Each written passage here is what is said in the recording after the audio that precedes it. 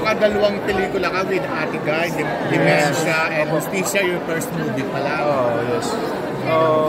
Isa po ako sa mga napakaswerteng artist na ang pelikulang Panay ay pinagbibitahan po ni Miss Doris Gillian, kasama po si Miss Gina Alahar, Althea Ablan, Mr. Bempol Rocco, Ian De Leon, Miss Perla Bautista, Mr. Roderick Barlate. Ang pelikula with Ate Guy, first movie mo pa lang na Justicia, si Ate Guy nang nakasama mo. Yes po.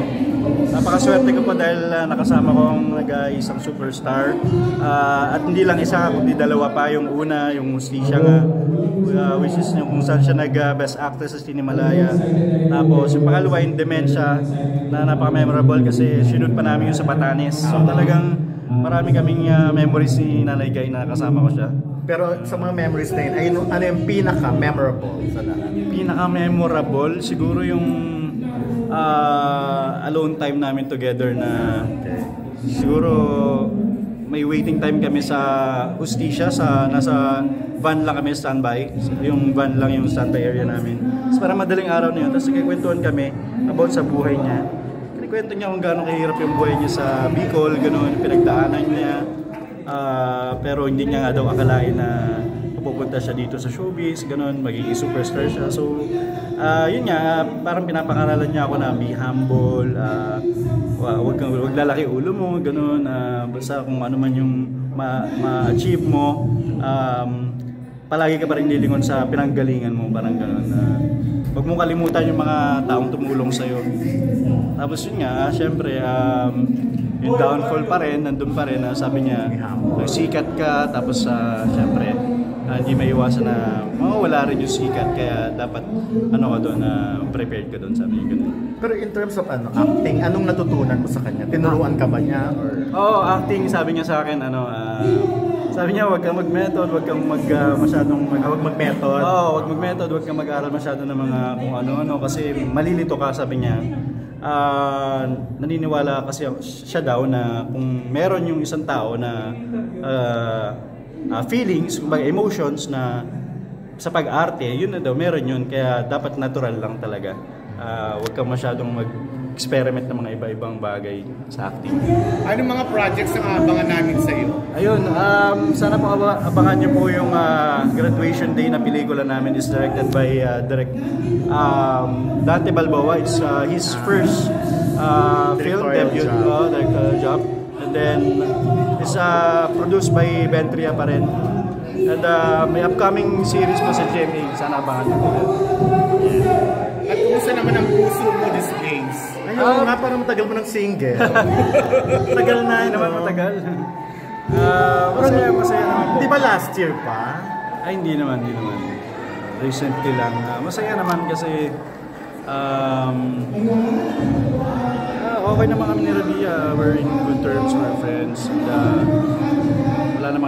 wala naman kami masamang pinag-awayan or anything. Focus lang muna kami sa work na isa't isa, parang sa career. Pero maayos yung, ano ba tawag sa'yo, separation or ano muna? Kung ano man yun, parang pahinga basta, muna. Parang in good terms naman. Cool off muna kayo? Hindi naman kami nag-separate ng, hirap sabihin eh. Basta yun na lang yan. Hindi ka naman sasabi. Pero okay kayo? Hindi kayo okay katulad nun na parang... pa rin. Good terms pa rin. Good friends. Ayun, good friends. So, kaibigan. Sana mga masamang Kaninong decision niya yun? Decision niya? It's a mutual decision. So, hindi ka pa naliligaw ng iba? Wala ka wala planong magka-girlfriend ulit? Wala po.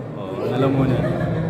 Focus lang muna sa mga projects. Sana magkaroon pa na maraming projects. Marami pa magawa. Ayun muna. Okay na. Okay, thank you. Pelikula to. At very excited siya.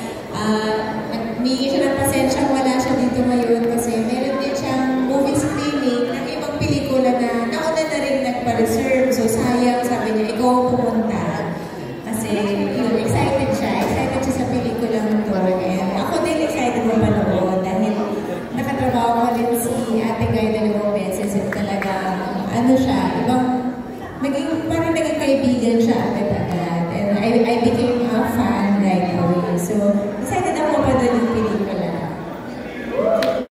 po, babasahin ko na lang yung message ni Mommy para sa inyo. Pagbati, una sa lahat, gusto kong batiin si Nora sa araw ng kanyang kaarawan. Happy birth anniversary, guys!